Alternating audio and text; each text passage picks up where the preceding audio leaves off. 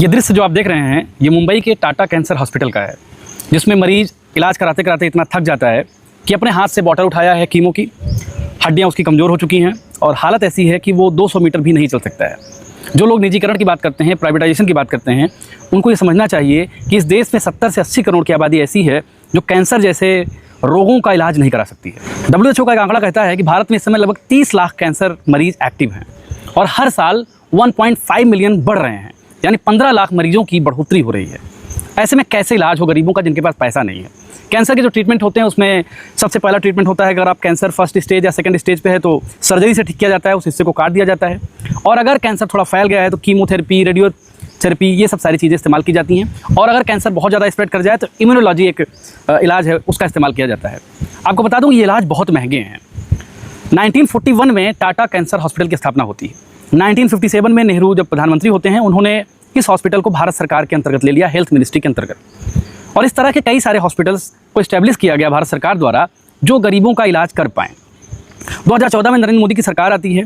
Narendra Modi cancer को लेकर एक डेडिकेटेड अभियान की बात करते हैं और कहते हैं कि वो कैंसर इंस्टीट्यूट खोलेंगे, गरीबों का इलाज हो पाए। अभी कल मेरे एक मित्र मिले थे, उनकी बहन को कैंसर है और लखनऊ में उसका ट्रीटमेंट कराने में 1 महीने डिले हुआ। और आपको पता है कि कैंसर जैसी बीमारी अगर 15 दिन भी डिले हो जाए, 20 दिन भी डिले हो जाए तो इसकी स्टेज बढ़ जाया करती है। हम दुनिया के विश्वगुरु होने का दावा करते हैं। 2047 में विश्वगुरु होने का दावा नरेंद्र मोदी कई बार कई स्पीचेज में कर चुके हैं।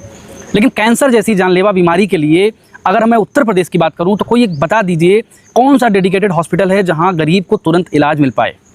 इंडियन कॉन्स्टिट्यूशन ये कहता है कि हर व्यक्ति को राइट टू हेल्थ का अधिकार है, जीवन जीने के अधिकार में सम्मिलित है, निहित है आर्टिकल 21 के अंतर्गत।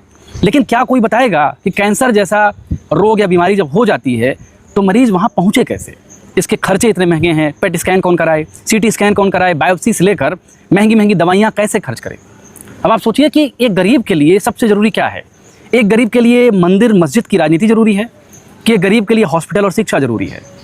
नरेंद्र मोदी के आने के बाद से लगातार किस तरह से आर्थिक तौर पर लोअर मिडिल क्लास और मिडिल क्लास का उत्पीड़न हुआ है। और इस उत्पीड़न के कारण एक रिपोर्ट बताती है कि लोअर मिडिल क्लास और मिडिल क्लास आबादी का एक बड़ा हिस्सा हेल्थ पे खर्च होता है। अगर ये हेल्थ स्टेट स्पॉन्सर कर ले तो, अगर स्टेट इसका खर्चा उठाए तो बहुत सारी चीज़ें सॉल्व हो सकती हैं। इसलिए मंदिर मस्जिद के विवाद में पड़ने के बजाय जनता की डिमांड होनी चाहिए कि हमारे हेल्थ सेक्टर पे आप क्या कर रहे हैं, हमारे एजुकेशन सेक्टर पे आप क्या कर रहे हैं। इस पर आपका क्या स्टैंड है?